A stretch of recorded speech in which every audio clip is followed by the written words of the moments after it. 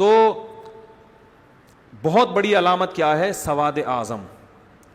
جو شاذ ہوگا نا امت سے ہٹے گا, وہ کبھی بھی سیدھے راستے پر نہیں ہو سکتا, کیونکہ امت گمراہی پہ, حدیث میں آتا ہے, صحیح حدیث ہے, میری امت گمراہی پہ جمع نہیں ہوگی. تو جو بھی ایسی بات کر رہا ہے نا, کوئی قرآن و سنت کی ایسی تشریح کر رہا ہے جو مارکیٹ میں آپ فرسٹ ٹائم سن رہے ہو, آپ علماء کو یہ سنتے ہوئے نہیں پاتے, تو آپ یہ نہیں کہو گے کہ یہ علماء کی دکانیں بند کر رہا ہے, بلکہ آپ حدیث کی روشنی میں یہ کہو گے یہ اپنی دکان کھول رہا ہے, کیونکہ امت تو گمراہی پہ جمع نہیں ہو سکتی. تو اتنے سارے امت کے صلحاء, محدثین, فقہا کا جو عقیدہ ہے اور جو ان کی رائے ہے, ان کی تحقیق ہے, آپ اس سے ہٹ کے کوئی نئی تحقیق مارکیٹ میں لاؤ گے, دیوار پہ پھینک دی جائے گی. تبھی میں ہمارے اہل حدیث حضرات جو ہیں, میرے بہت سارے ایسے دوست ہیں جو میرے بیان سنتے ہیں, میں ان سے ایک ریکویسٹ ضرور کرتا ہوں, چلو آپ حنفی نہیں بنتے نہ بنو, لیکن اتنا اہتمام کر لیا کرو کہ ایسا قول جو چاروں فقہ سے باہر ہو, اللہ کا واسطہ یہ کام مت کرو.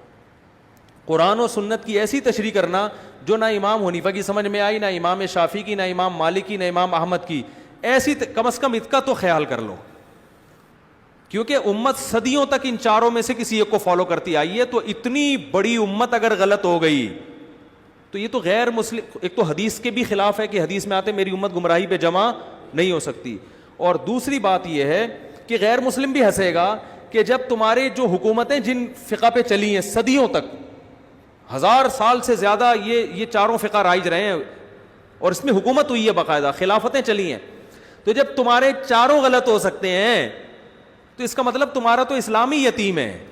یہ تو سمجھ میں 1400 سال آیا ہی نہیں کسی کو, اب کون سمجھا رہا ہے بیٹھ کے. تو چند مسائل ایسے ہیں ہمارے اہل حدیث بھائیوں کے انتہائی احترام کے ساتھ کہ وہ چاروں فقہ کے خلاف ہیں, جن میں 3 طلاق کو ایک کہنا, یہ چاروں کے خلاف. عورتوں کا مردوں کی طرح نماز پڑھنا, یہ چاروں فقہ کے, بولو بھائی, خلاف ہے. چاروں میں ہے کہ عورت سمٹ کے نماز پڑھے گی, کیونکہ یہ تواتر عملی سے چلا آ رہا ہے یہ مسئلہ. چاروں میں ہے کہ تراویح کم سے کم کتنی ہوتی ہے, بولو 20 رکعتیں ہیں. چاروں میں ہے کہ طلاق اگر معلق کر کے دی جائے تو بھی ہو جاتی ہے, جیسے آپ نے کہا اگر بیوی کو گھر میں داخل ہوئی تو تجھے طلاق ہے. چاروں فقہ میں ہے کہ اگر گھر میں داخل ہوئی تو طلاق ہوگی, قسم کا کفارہ نہیں ہوگا. بعض اہل حدیث کہتے ہیں قسم کا کفارے سے کام چل جائے گا, ایسا نہیں ہے, گھر میں داخل ہوگی تو, اور یہ ریورس نہیں ہو سکتے یہ الفاظ ڈیورس کے. تو اس طرح چند مسائل ایسے ہیں کہ اگر اہل حدیث حضرات اس میں اپنی رائے اجماع امت سے نہ ہٹائیں تو یہ ان کے لیے بھی بہتر ہے, اور امت جو ایک اختلاف, اسی طرح جو ہر قسم کے موضوع پہ مسا کر لینا, کچھ بھی پاؤں پہ چڑھا لیا مسا, یہ بھی نہیں ہوتا. تو کچھ اس کی شرطیں, ہر فقیہ نے کچھ نہ کچھ شرطیں لگائی ہیں موضوع پہ کہ مسے پہ جواز کے لیے, اور لگانے کی وجہ کیا ہے کہ قرآن کہہ رہا ہے کہ پاؤں دھو, تو اس قرآن سے نکلنے کے لیے دلیل مضبوط ہونی چاہیے. وہ جو آپ حدیث پیش کرتے ہیں کہ جوربین پر بھی مسا ہے, اس حدیث کا یہ مفہوم نہیں ہے. حدیث میں خفین کو بھی جورب کہا گیا ہے, کیونکہ عربی زبان میں خفین پر بھی جورب کا اطلاق ہوتا ہے. تو آپ حدیث کی ایسی تشریح کیوں کر رہے ہو جو پوری امت نے نہیں کی؟ تو وہ تو یہ جو پرویزی لوگ ہیں نا, جو منکرین حدیث ہیں, یہ بھی تو قرآن سے کہیں نہ کہیں نکال لیتے ہیں نا. تو بات صرف قرآن و حدیث سے نکالنے کی نہیں ہوتی, قرآن و حدیث کی ایسی تشریح کرنا جو پوری امت سے ہٹ کرو, یہ تشریح قابل اعتبار نہیں ہے. امت کو درمیان میں لانا پڑے گا آپ کو, امت کو سائڈ پہ نہیں رکھ سکتے آپ, کیونکہ امت پہ اعتماد ختم کر دیا تو یہ قرآن پہ اعتماد ختم, کیونکہ ہو سکتا ہے امت نے قرآن ہی غلط پہنچایا ہو. آپ کہہ سکتے ہو نہیں قرآن کی حفاظت کا تو اللہ نے وعدہ کیا, تو یہ کس نے کہا؟ یہ بھی تو امت نہیں بتایا نا کہ یہ والی آیت بھی قرآن میں ہے کہ جس میں آتا ہے. تو اجماع امت اس امت میں بہت بڑی دلیل ہے, کیونکہ یہ امت گمراہی پہ جمع نہیں ہو سکتی. وجہ کیا ہے کہ نیا نبی نہیں آ سکتا. اب یہ امت من حیث الامہ معصوم ہے, کیونکہ پہلی امتیں گمراہی پہ جمع ہوتی تھی, نیا پیغمبر آتا تھا. اب نیا پیغمبر نہیں آئے گا. اب امت اگر گمراہی پہ جمع ہو گئی تو قرآن پہ بھی اعتماد ختم, بخاری پہ بھی, مسلم پہ بھی, سب کتابوں پہ اعتماد کیا ہو جائے گا؟ ختم. کہ یار ان سے اگر یہاں غلطی ہوئی ہے تو ہو سکتا ہے قرآن نقل کرنے میں غلطی ہوئی ہو. تو ہمیں ہمارے نبی نے پہلے ہی بتا دیا بھائی امت میں 2-4 لوگ تو غلط ہو سکتے ہیں, پوری امت غلط ہو جائے یہ میری امت میں ایسا اللہ ہونے نہیں دے گا. تو صدیوں سے جو مسائل اتفاقی چلے آ رہے ہیں نا, تو ان کو کم از کم اتفاقی رہنے دیا جائے. اور ہمارے کسی اہل حدیث بھائی کو ان مسائل میں اگر وہ سمجھتے ہیں کہ نہیں قرآن و حدیث کی دلیل مضبوط ہے, عورت کو چاہیے مردوں کی طرح نماز پڑھے, 3 طلاقیں 1 ہوتی ہیں, تراویح 20 کے بجائے 8 رکعتیں ہوتی ہیں, یہ اجماعی مسائل میں وہ جہاں بھی کوئی بڑے عالم ہو تو میں بیٹھنے کے لیے تیار ہوں, لائیو کیمرہ چلا دیں, میں ان سے اس میں قرآن و سنت کی روشنی میں ڈسکشن کروں گا. کتنی بڑی بات کر دی میں نے. آپ کہتے ہیں نہیں ہم تو قرآن حدیث کو مانیں گے, اماموں کو نہیں مانیں گے, تو چلو قرآن حدیث ہی پہ بات ہوگی.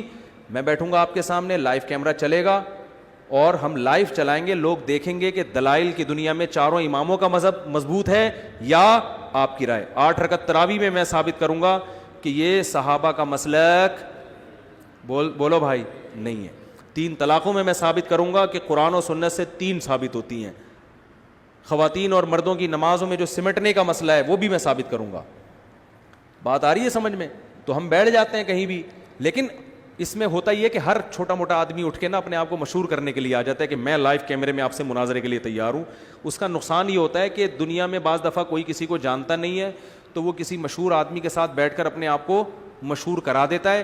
کہتے ہیں مناظرہ جیتیں ہاریں, چکر میں تو ڈال دیا نا, مشہور تو ہو جائیں گے, لوگ کہیں گے وہی جا رہا ہے جو مفتی صاحب کے ساتھ بیٹھا ہوا تھا. تو اس لیے اس میں اصول یہ ہوتی ہے کہ وہ ان کا کوئی ذمہ دار آدمی ہو, اور میں مناظر ہوں نہیں, میں کوئی پھڈے باز نہیں ہوں, میں تو آرام سے محبت سے بیٹھ کے بات کروں گا. تو آپ دیکھیں گے کہ دلائل کی دنیا میں جو چاروں فقہا کا مذہب ہے وہ کیا ہے, وہ مضبوط ہے. تو عورتوں مردوں کی نماز میں جو آپ کہتے ہیں نا کہ حدیث نہیں ہے, حدیث اور بہت سارے مسائل میں نہیں ہے, لیکن آپ اجماع امت کی وجہ سے ان کو مانتے ہو. تو یہاں بھی آپ کو اجماع امت کی وجہ سے ماننا پڑے گا کہ عورت کو سمٹ کے نماز کا حکم ہے اور مردوں کی طرح نماز پڑھے. آپ کو اجماع امت کی وجہ سے ماننا پڑے گا. باقی پھر ہمارے اہل حدیث بھائی ایک بات کرتے ہیں کہ یہ دکھاؤ حدیث میں کہ عورت سینے پہ ہاتھ باندھے گی, عورت رکوع یوں کرے گی, عورت دونوں پائیں دائیں طرف نکالے گی. ہر جزیے کا ذکر نہیں ہے. جب سمٹ کے نماز پڑھنا ثابت ہو گیا تو سمٹنے کی تفصیل ہر فقیہ نے اپنے حساب سے بیان کی ہے. اس میں ہر جزیے پر الگ سے دلیل کی ضرورت نہیں ہوتی. کسی نے کہا سمٹنا اس کو کہتے ہیں کہ پاؤں یوں نکالے, کسی نے کہا سمٹنا اس کو کہتے ہیں. تو سمٹنا ثابت اجماع سے ہوتا ہے, باقی سمٹنے کی کیفیات میں اجماع نہیں ہے. وہ ہر فقیہ ہر مجتہد نے اپنے حساب سے بیان کیا اس کو. آپ تو کہتے ہو بالکل مردوں کی طرح چوڑے ہو کر نماز پڑھے گی, یہ نہیں ہے. میں سمجھا پا رہا ہوں اپنی بات, کے نہیں سمجھا پا رہا. تو جو اجماعی مسائل ہیں اہل حدیث بھائیوں سے انتہائی احترام کے ساتھ کہ کم از کم, اور الحمدللہ کچھ اہل حدیث اس پر عمل بھی کرتے ہیں, میرے جاننے والے, وہ کہتے ہیں ہم اپنے بچوں کو بتاتے ہیں کہ بھئی ہمارے کوئی مفتی اگر فتویٰ دینا اور وہ چاروں فقہ سے باہر نکل رہا ہو اس کو فالو مت کرو. میں نے خود اہل حدیث سے سنا, وہ کہتے ہیں اس لیے کہ یہ چاروں کی سمجھ میں کیوں نہیں آیا, یہ چلو ایک سے غلطی ہوتی ہے, 2 سے ہوتی ہے, تو یہ چاروں کی سمجھ میں ہی نہ آئی, یہ کیسے ہو سکتا ہے.